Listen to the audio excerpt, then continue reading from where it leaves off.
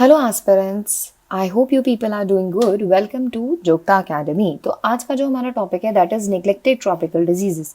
क्यों डिस्कस कर रहे हैं? Because recently world health assembly ने 30 जनवरी को world neglected tropical disease day declare करा है।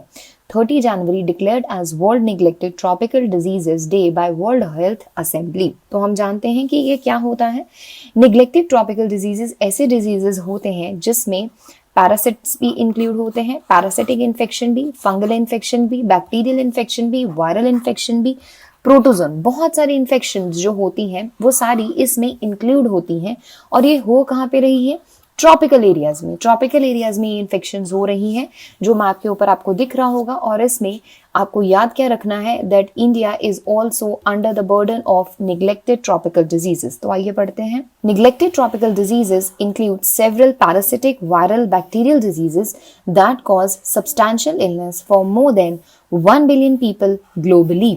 NTDs are especially common in tropical areas where people do not have access to clean water or safe way to dispose of human waste, and they are found in the region of several countries in Africa, Asia and Latin America. तो ये इन regions में हमें मिलते हैं। अब ये होते कौन कौन से? जैसे हम बात कर चुके हैं हेलमिंथ्स। हेलमिंथ्स क्या होती है? Worm infection. वर्म्स हमारे अंदर चले जाते हैं, वो वर्म्स हमारे अंदर ही रहते हैं और वो हमारे को क्या कर देते हैं? इन्फेक्ट करते हैं। Very common in India is lymphatic filariasis which is caused by the worm. और ये हमारी लिम्फ नोड्स को इन्फेक्ट कर देता है। पूरी की पूरी लिम्फ नोड सूज जाती है, बड़ा हो जाता है।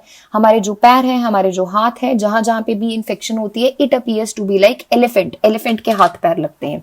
प्रोटोजोन इन्फेक्शन भी हो सकती है, फंगल भी हो सकती है, बैक्टीरियल भी हो सकती है, वायरल भी हो सकती है, जैसे कि rabies, dinghy, chikungunya. Non infectious diseases का भी हो सकता है और एक्टोपैरासिटिक इन्फेक्शंस भी हो सकती है। तो आपने याद रखना है, हेलमिंथ भी हो सकती है पहले नंबर पे, प्रोटोजोन्स भी हो सकती है दूसरे नंबर पे, फंगल भी हो सकती है तीसरे नंबर पे, वायरल भी हो सकती है चौथे नंबर पे, बैक्टीरियल भी हो सकती है पांचवें नंबर पे, sixth accumulates the non-infectious diseases और condition जैसे कि snake bite and seventh भी हो सकती है ectoparasitic NTDs। आगे चलते हैं। जो ये world neglected tropical disease day मनाया जाता है, ये मनाया गया है 30 जनवरी को। क्यों मनाया गया है? दो रीजंस की मनाया गया है, दो रीजंस की वजह से। वो दो रीजंस क्यों क्या है कि 30 जनवरी को एक पहली बार NTD रोड मैप तैयार करा गया है to curb to overcome such diseases. एक रोड मैप बनाया गया है 30 जनवरी को साइमल्टेनियसली। और दूसरी चीज 2012 में एक लंदन डिक्लेरेशन हुई थी जिसमें पहली बार निग्लेक्टेड ट्रॉपिकल डिजीजेस का जो बर्डन है उसको ग्लोबली रिकॉग्नाइज करा गया था। तो ये दो चीजों को मार्क करने के लिए 30 जनवरी को ही डेट बनाया गया है as world neglected tropical day. So पढ़ते हैं। World neglected tropical day celebrated on 30 January as commemorates the simultaneously launch of first neglected tropical day roadmap and the London Declaration on neglected tropical disease on 30 January 2012। अब आपको पता भी होना चाहिए कि London declaration थी क्या। London declaration was adopted on 30 January 2012 to recognize the global burden of NTDs। आगे चलते हैं, इस रोड मैप की ही बात करते हैं। ये वाला जो रोड मैप है इसको लॉन्च किसने करा है? WHO ने, वर्ल्ड हेल्थ ऑर्गेनाइजेशन ने लॉन्च करा है। किस ड्यूरेशन के लिए है? 2021 से लेके 2030 तक है ये। और ये इस तरीके से इन्होंने क्या लिखा है? They have written also to end the neglect to attain the sustainable development goal, a road map for the neglected tropical disease 2021-2030 commitments and call to action की फाइनली 2021 और 2030 तक हमको क्या करना है? इन निग्लेक्टेड ट्रॉपिकल डिजीजेस को eliminate कर देना है ग्लोबली। अब इस रोड मैप की बात करते हैं। ये रोड मैप में बेसिकली 3 पिलर्स हैं, पिलर 1, पिलर 2 एंड पिलर 3। अब ये 3 पिलर काम करेंगे एलिमिनेशन पे काम करेंगे, इरेडिकेशन पे काम करेंगे और कंट्रोलिंग इन ट्रॉपिकल डिजीजेस को। पढ़ते हैं। WHO road map for neglected tropical diseases 2021-2030 is built on 3 foundational pillars that will support global efforts to control, eliminate, eradicate neglected tropical diseases. Pillar 1 क्या बोलता है? Pillar 1 refers to accelerating programmatic action required to reduce incidence, prevalence, morbidity, disability, death caused by neglected tropical diseases. Pillar 2 क्या बोलता है? Pillar 2 refers to intensifying cross-cutting approaches. Pillar 3 refers to changing operating models and culture to facilitate country ownership. तो ये 3 pillars हैं, किसके हैं? WHO ने बताए हैं क्या करने के लिए? कंट्रोल करने के लिए, इरेडिकेट करने के लिए और एलिमिनेट करने के लिए neglected tropical diseases from the globe, from the world. अब हम बात करते हैं इंडिया के सिनेरियो के बारे में। इंडिया का सिनेरियो क्या बोलता है? इंडिया का सिनेरियो बोलता है कि जो इंडिया है, it carries the largest burden, it carries the largest burden of at least 11 of these diseases, जिसमें से बहुत ज्यादा कॉमन कौन सी हैं? काला आजार एंड लिम्फेटिक फाइलेराइसिस। अभी बताया था पहली सेकंड थर्ड स्लाइड में कि लिम्फेटिक फाइलेराइसिस बहुत ज्यादा कॉमन है इन केस ऑफ इंडिया। पहले हम बात करते हैं काला आजार की। जो काला आजार है वो किसके कारण होती है? सबसे पहले तो याद रखना है कि जो काला आजार है वो एक इंसेक्ट बाइट के कारण होती है। अब वो इंसेक्ट बाइट कौन सी होती है उसके बारे में बात करते हैं। जो काला आजार है, it is also known as visceral leishmaniasis. इसको विसरल लिशमैनियासिस भी बोलते हैं, इसका दूसरा नाम है। अब ये होती क्यों है? एक मक्खी होती है या फिर हम बोल सकते हैं एक इंसेक्ट है जिसको बोलते हैं बालू मक्खी, सैंड फ्लाई भी बोलते हैं। It is also known as sand fly. This बालू मक्खी हमें जब काटती है तो इसके कारण हमें एक इन्फेक्शन होती है काला आजार। और ग्लोबली इंडिया में 30% केसेस हैं काला आजार के। ग्लोबली इंडिया में 30% केसेस है और सबसे ज्यादा केसेस है in the state of Bihar. Bihar में सबसे ज्यादा केसेस है काला आजार के। तो याद रखना है, इसको विसरल लिशमैनियासिस भी बोलते हैं। बालू मक्खी और sand fly is the particular insect जिसके कारण ये काला आजार फैल रहा है। और जो इंडिया में बर्डन है 30% है ग्लोबली ऑफ काला आजार, and Bihar is the state which is maximum affected with this particular, हम बोल सकते हैं इस पर्टिकुलर इन्फेक्शन से। 80% ऑफ केसेस बिहार में ही है काला आजार की, राइट। पर इसको कॉन्कर करने के लिए, इस इन्फेक्शन को खत्म करने के लिए गवर्नमेंट ने बहुत सारे इनिशिएटिव लिए हैं, उसके बारे में बात करेंगे अभी थोड़ी देर में। पर उससे पहले हम बात कर लेते हैं एक और बीमारी, दैट इज लिम्फेटिक फाइलेराइसिस। लिम्फेटिक फाइलेराइसिस क्या होता है? तो याद रखना है ये एक वर्म इन्फेक्शन है। वर्म इन्फेक्शन है, एक वर्म है जिसका नाम है ब्रैंकोफ्टाई वुचरेरिया, एक वर्म है जिसके कारण ये वाली इन्फेक्शन होती है। अब ये क्या करता है? ये वाला जो वर्म है जिसके कारण ये इन्फेक्शन हो रही है, दैट इज ब्रैंकोफ्टाई वुचरेरिया। अब ये वाला वर्म हमारी बॉडी के अंदर जाता है और हमारी जो लिम्फ नोड्स हैं, हमारी जो लिम्फ नोड्स होती है जहां पे लिम्फ बनती है, उन लिम्फ नोड्स को इन्फेक्ट कर देता है। तो इसका साइकिल कुछ इस तरीके से होता है कि हमें एक मॉस्किटो काटता है, उस मॉस्किटो का नाम है female Culex mosquito. Female Culex mosquito एक इन्फेक्शन है जो मस्किटो हमें काटता है। जब हम ये बाइट करता है, व्हेन दिस मस्किटो बाइट, तो इसके बीच में ये वर्म ऑलरेडी प्रेजेंट होता है। ये वर्म इसके बीच में कहां से आता है?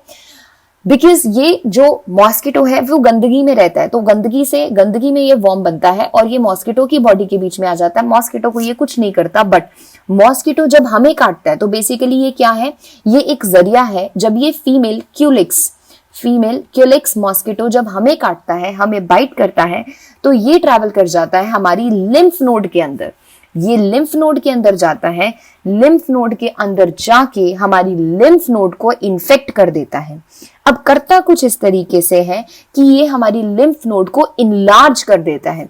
जो लिम्फ नोड का साइज छोटा होगा उस लिम्फ नोड को इनलार्ज कर देगा, वहां पे बहुत ज्यादा लिम्फ एक्यूमुलेट हो जाएगी, जिसके कारण हमारे जो ऑर्गन्स हैं, जहां जहां पे भी लिम्फ प्रेजेंट होती है, वो बहुत ज्यादा बड़े हो जाएंगे। अगर हमारे पैर का साइज ये है तो पैर का साइज इतना बड़ा हो जाएगा। क्यों?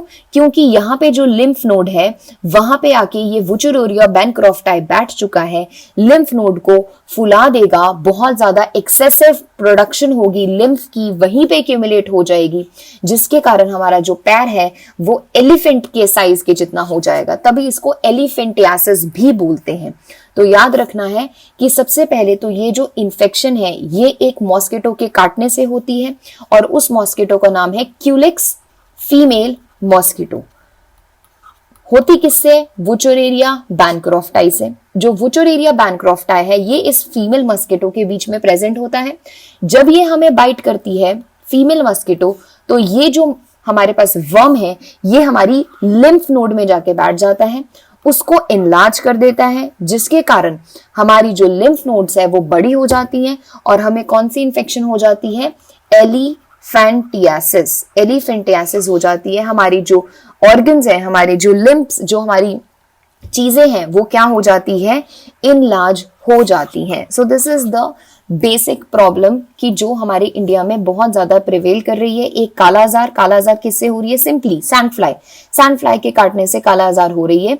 दूसरी हो रही है हमारे पास लिम्फेटिक फाइलराइसिस, जिसको एलिफेंटाइसिस भी बोलते हैं। ये जो हमारे पास ये चीज है, इंसेक्ट तो नहीं, जो वर्म है वुचेरेरिया बैनक्रॉफ्टाई, ये लिम्फ नोड को इनलार्ज कर देता है, लिम्फ की एक्यूमुलेशन को बहुत ही ज्यादा इंक्रीज कर देता है, जिसके कारण क्या हो जाती है? इनलार्जमेंट हो जाती है हमारी डिफरेंट चीजों की। अब हम बात करते हैं कि ये वाली जो बीमारियां हैं इनको कंट्रोल करने के लिए हमारी गवर्नमेंट ने कुछ इनिशिएटिव्स लिए हैं। क्या हमारी गवर्नमेंट ने कुछ इनिशिएटिव्स लिए हैं इनको कंट्रोल करने के लिए? तो बिल्कुल लिए हैं। तो वो क्या इनिशिएटिव है? सबसे पहले इनिशिएटिव जो लिया गया है वो है accelerated plan for elimination of lymphatic filariasis. एक जो प्लान है वो लिया गया है इसको खत्म करने के लिए, लिम्फेटिक फाइलराइसिस को खत्म करने के लिए याद रखना है एक इनिशिएटिव लिया गया है APELF, accelerated plan for elimination of lymphatic filariasis. 2018 में लॉन्च करा गया था ये। एंड इसका काम क्या है कि इसने काम करना है, इस प्लान ने काम करना है खत्म करने के लिए, एलिमिनेट करने के लिए लिम्फेटिक फाइलराइसिस को। दूसरा इनिशिएटिव है मास ड्रग एडमिनिस्ट्रेशन। मास ड्रग एडमिनिस्ट्रेशन क्या है? मास ड्रग एडमिनिस्ट्रेशन क्या है? दिस इज जस्ट कि फ्री ऑफ कॉस्ट क्या करनी है? आपको ड्रग्स स्प्रेड करनी है टू द पीपल। ये एक प्रिवेंटिव मेजर है, दैट इज क्या इसमें करना है? फ्री ऑफ कॉस्ट ड्रग्स क्या करनी है? स्प्रेड करनी है, देनी है लोगों को। मास ड्रग एडमिनिस्ट्रेशन। फिर है vector control major. Vector control major, जिस चीजों के कारण, जिस वेक्टर के कारण ये सारी बीमारियां बढ़ रही हैं उन वेक्टर को ही कंट्रोल कर दो। ठीक है, स्प्रे करो, कुछ इफेक्टिव स्प्रे करो जहां जहां पे भी ये प्रॉब्लम्स प्रेजेंट है, जहां जहां पे भी ये वॉर्म्स उग रहे हैं, जहां जहां पे भी ये मॉस्किटोज या फिर सैंडफ्लाइज होती हैं, उन वेक्टर को ही खत्म कर दो। वेक्टर को खत्म करोगे इन्फेक्शंस ह्यूमंस तक पहुंचेंगी ही नहीं। Wage compensation scheme for those who suffering from kala azar. जिन लोगों को काला आजार दिया है उनको कुछ वेज कंपनसेशन भी दी जा रही है। And last but not the least, a WHO supported regional alliance established by the government of India, Bangladesh and Nepal to control the sandfly population. वही वेक्टर कंट्रोल में भी आ सकता है कि अगर आप पॉपुलेशन को ही कंट्रोल करोगे, अगर इन वेक्टर्स को ही कंट्रोल करोगे तो इन्फेक्शन आगे बढ़ेगी ही नहीं। तो एक इनिशिएटिव लिया गया था WHO के द्वारा, जिसको सपोर्ट करा है इंडिया, बांग्लादेश और नेपाल ने, to control the sandfly population. So I will repeat again, कौन कौन सी चीजें करी गई हैं। इनिशिएटिव्स याद रखने हैं, बहुत इंपॉर्टेंट है इनिशिएटिव्स। क्या क्या इनिशिएटिव्स हैं? Accelerated plan for elimination of lymphatic filariasis, mass drug administration, vector control measure, wage compensation scheme for those who suffering from Kala Azar, a WHO supported regional alliance established by governments of India, Bangladesh and Nepal to control the population of sandfly. So this was today's topic. I hope you people like it. Thank you so much. Have a nice day.